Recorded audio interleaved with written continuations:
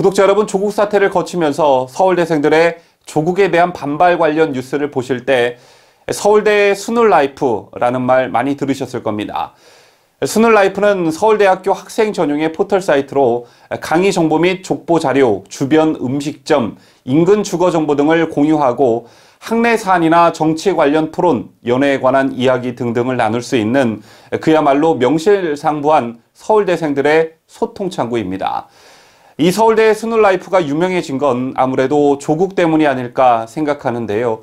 서울대생들은 스눌라이프를 통해 조국을 부끄러운 서울 동문 1위로 뽑았고 조국의 복직 여부를 두고는 90% 이상이 반대한다는 설문조사 결과를 내놓기도 했었습니다. 이렇게 가끔 설문조사를 통해 서울대생들의 여론을 대내외적으로 표출하는 서울대 스눌라이프가 이번엔 서울대생들이 가장 존경하는 대통령이라는 주제로 설문조사를 실시했다고 합니다. 그렇다면 서울대생들이 가장 존경하는 대통령 1위는 누구였을까요?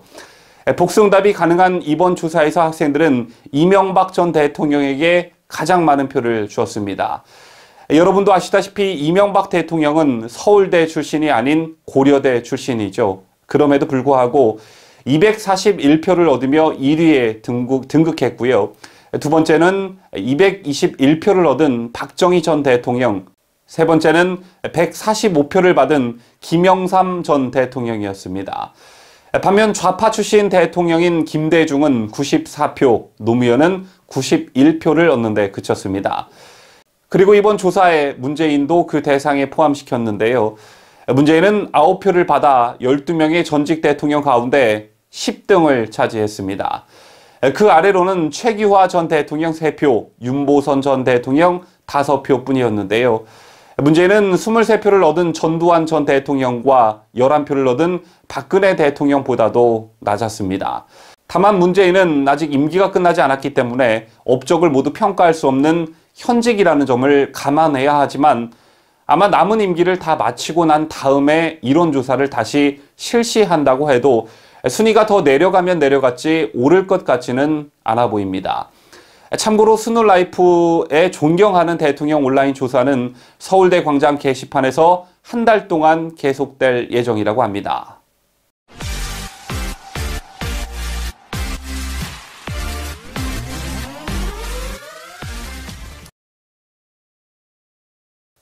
요즘 우파 진영이 이른바 보수 대통합을 놓고 참 시끄럽습니다.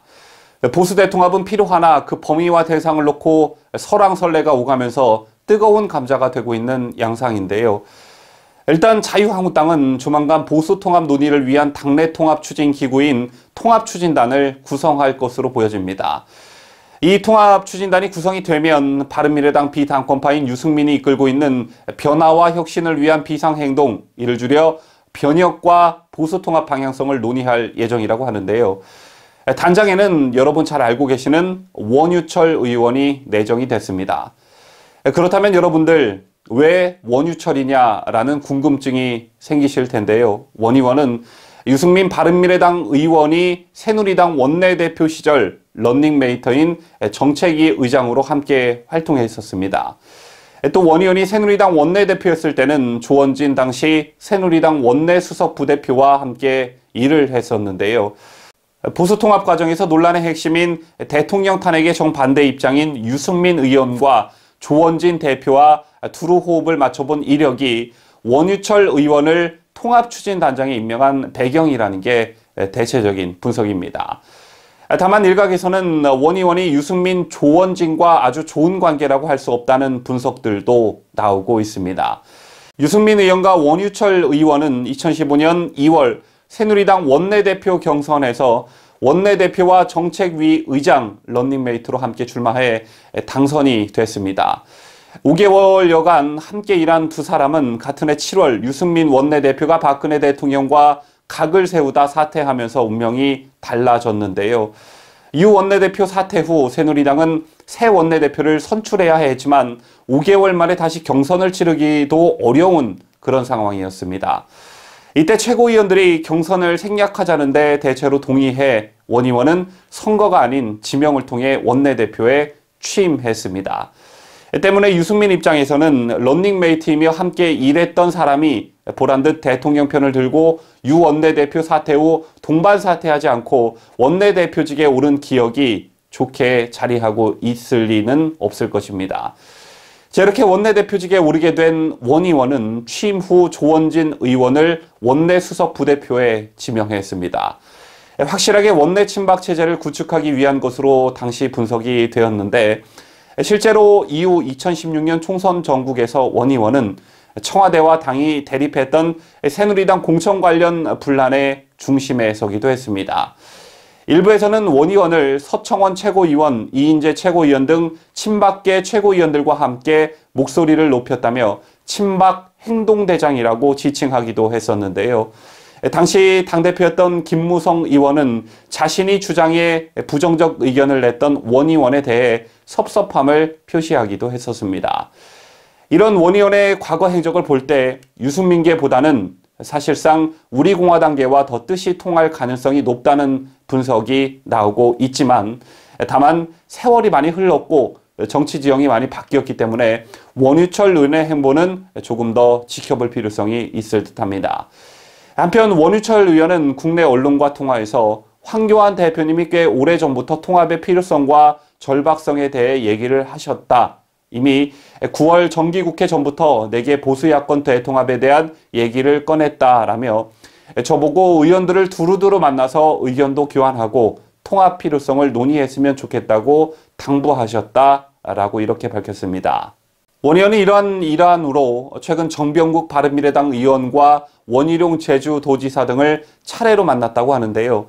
이와 관련해 원 의원은 아직까지 구체적이지는 않지만 야권 대통합에 대한 비전을 논의했다며 원칙적으로 이대로는 안 된다라는 데서는 공감대가 형성됐다. 야권 대통합이 이루어지지 않는다면 내년 총선 승리를 담보할 수 없다는 의견이 있었다라고 말했습니다. 원유철 의원님, 진정한 보수 대통합을 위한다면 정병국, 원희룡을 만날 게 아니라 매주 토요일 광장에 나가 태극기를 흔들며 나라를 걱정하는 애국 시민들과의 접촉면을 조금 더 넓혀보시는 건 어떨지 권유드립니다. 한편 황 대표 또한 보수 통합 활동에 본격적으로 나설 채비를 하고 있습니다. 오는 12일부터 14일 권역별 4선 이상 중진 의원들과 비공개 연쇄 회동을 갖는다고 하는데요. 회동을 가질 대상은 12일 수도권, 충청권 소속의 5선인 심재철, 원유철 의원, 그리고 4선인 나경원, 신상진, 정우택, 정진석, 한성규 의원, 다음날 14일엔 영남권 6선의 김무성, 5선의 이주영, 정가균, 4선의 김정훈, 이재경, 유기준, 조경태, 주호영 의원 등의 이름이 거론되고 있습니다.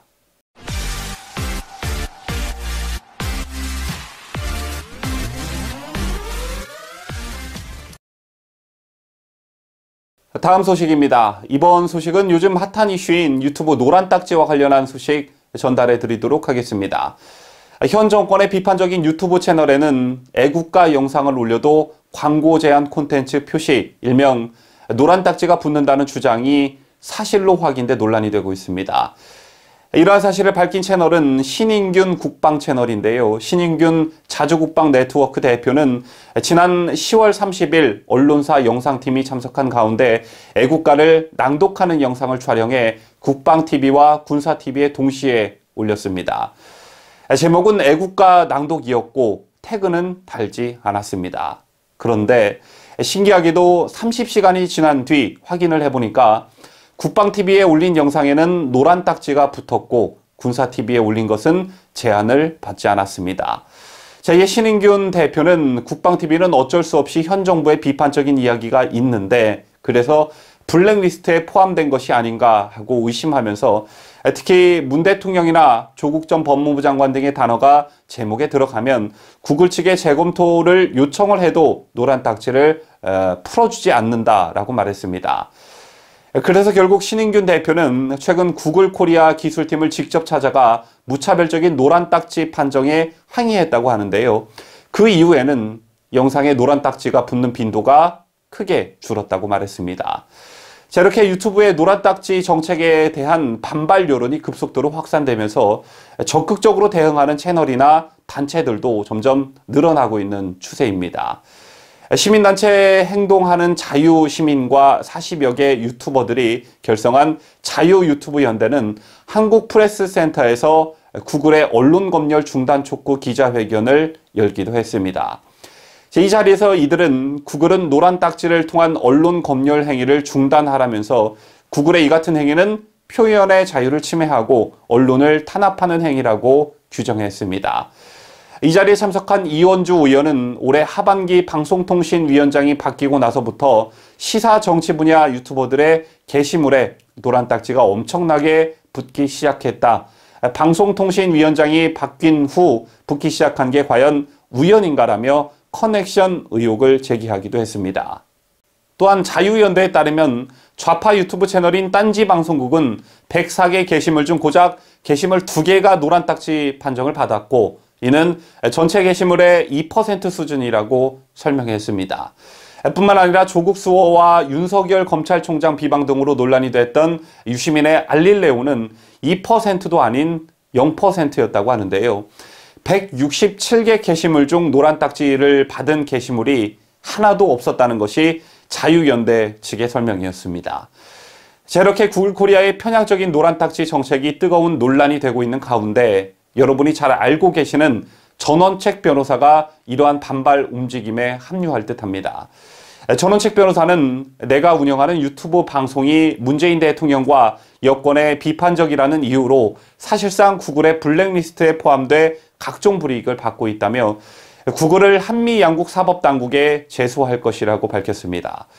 전 변호사에 따르면 지난 5일 새벽 정의용 일병 구하기라는 방송을 올렸더니 1시간도 안 돼서 구글로부터 광고 제재를 당했다고 하는데요.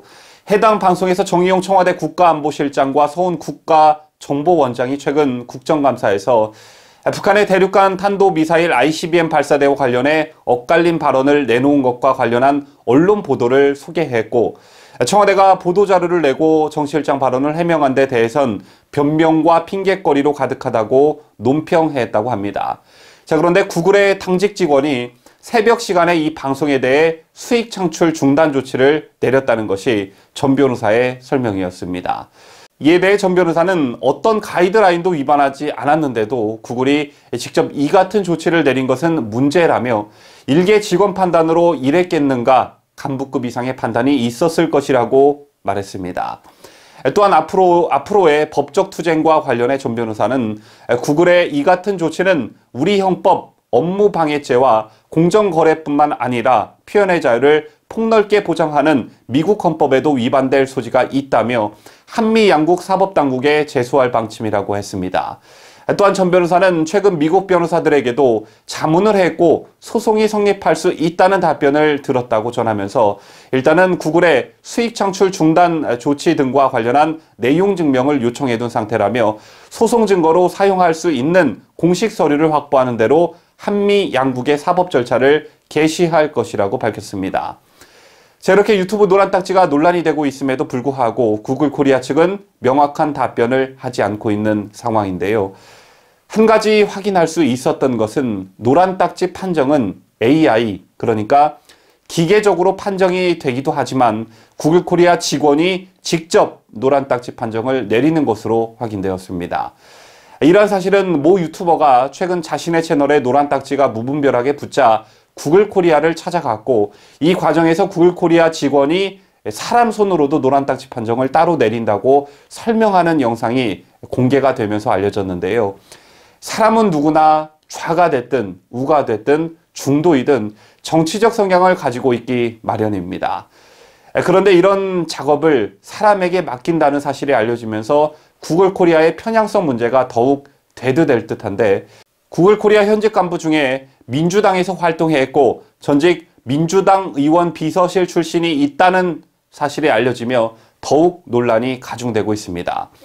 더군다나 방송통신위원회가 혁신자문단을 구성하면서 7명의 위원을 위촉했는데 이 중 업계 대표 2명이 모두 구글 코리아에서 근무했거나 현재 근무 중인 것으로 확인되기도 했습니다.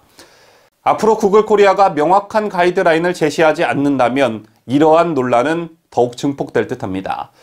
그리고 현재 이른바 노란 딱지 사태를 정치적으로 해석하고 또 의심의 눈초리를 보내는 시선들도 상당히 많습니다. 유튜브가 현재 한국에서 많은 사람들로부터 사랑을 받을 수 있었던 이유 중에 하나가 정치적 편향성에 찌든 거대 포털 사이트에 염증을 느낀 사람들이 구글은 미국 회사이기 때문에 그렇지 않겠지라는 어떤 기대감이 작용했기 때문인 점도 무시할 수 없는 유튜브 인기 요인일 것입니다.